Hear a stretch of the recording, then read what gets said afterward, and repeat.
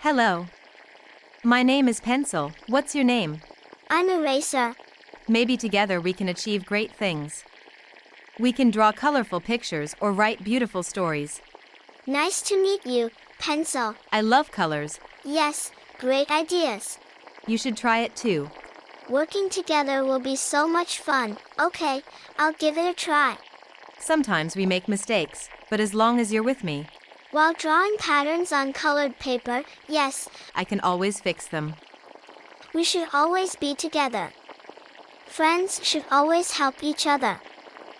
A pencil and an eraser are fundamental tools used in writing and drawing.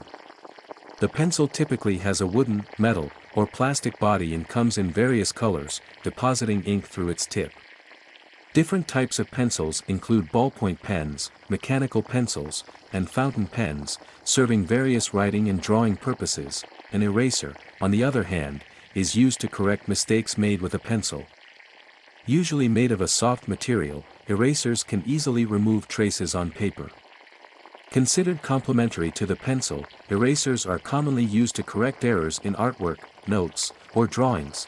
Both are essential tools utilized by people of all ages, from students to professional artists, in their daily lives.